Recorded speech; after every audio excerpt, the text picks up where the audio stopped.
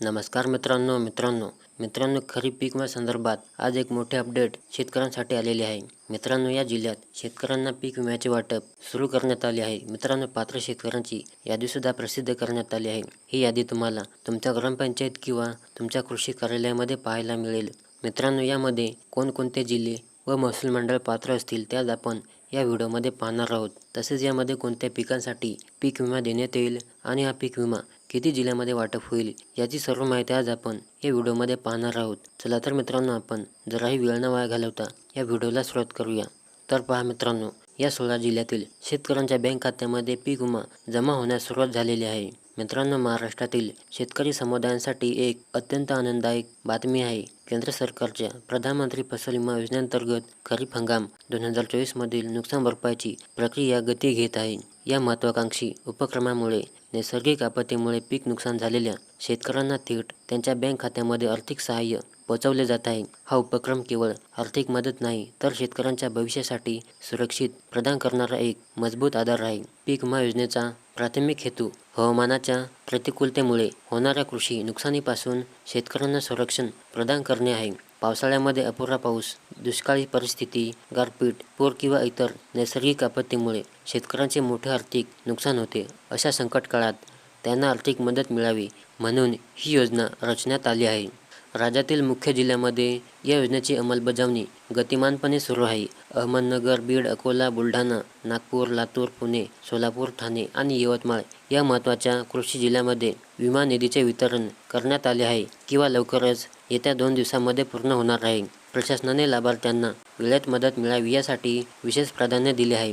इतर जिल्ह्यांमध्येही या योजनेची कार्यप्रणाली वेगाने पुढे जात आहे. जिल्हानिहाय लाभार्थ्यांची व्यवस्थित यादी तयार केली जात आहे आणि निधी वितरण प्रक्रियेमध्ये संपूर्ण पारदर्शकता राखली जात आहे. प्रधानमंत्री पीक विमा योजना या उपक्रमामुळे शेतकऱ्यांना आपत्कालीन परिस्थितीत आर्थिक आधार मिळतो आणि ते पुन्हा नवीन उत्साहाने कृषी कामात गुंतू शकतात. पिकांचे विमा संरक्षण मिळाल्याने त्यांच्यात आत्मविश्वास निर्माण होतो आणि शेती व्यवसाय अधिक स्थिर होतो. राज्यभरातील शेतकऱ्यांना या योजनेचा व्यापक फायदा होत आहे. नुकत्याच प्रसिद्ध झाल्यामुळे आकडेवारीनुसार एकूण 1653 प्रकरणांमध्ये विमा दावे मान्य केले गेले आहेत. या प्रक्रियेतून 12,378 शेतकऱ्यांना विमा रक्कम बँक खात्यामध्ये प्राप्त झाली आहे.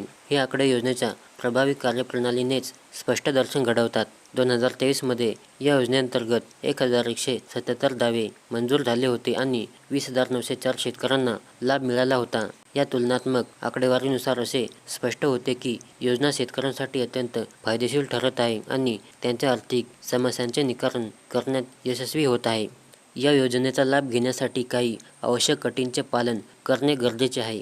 सर्वप्रथम, शेतकऱ्यांचे बँक खाते आधार कार्डशी जोडलेले असणे अत्यंत महत्त्वाचे आहे. आधार लिंक नसल्यास विमा रक्कम खात्यामध्ये जमा होणार नाही.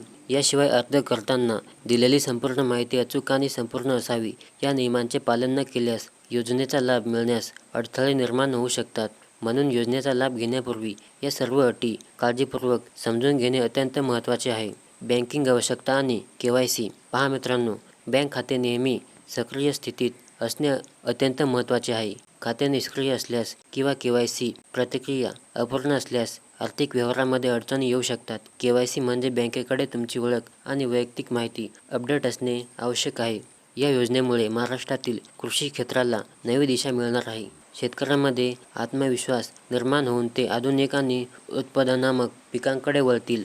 नवीन तंत्रज्ञान आणि शास्त्रशुद्ध पद्धतींचा अवलंबन करून शेतातील उत्पादन वाढवतील, ज्यामुळे केवळ उत्पन्न वाढणार नाही तर शेतकऱ्यांच्या जीवनमानातही सकारात्मक बदल होतील. राज्याच्या अर्थव्यवस्थेत कृषीचा वाटा मजबूत होईल आणि शेतकरी आर्थिकदृष्ट्या सशक्त होतील. म्हणजे शेतकरी मजबूत होईल. तर मित्रांनो, तुम्ही जर नुकसान भरपाईची KYC केली नसेल तर लवकरात लवकर करून घ्या. मित्रांनो, व्हिडिओला लाईक करा आणि चॅनलला सबस्क्राईब करा.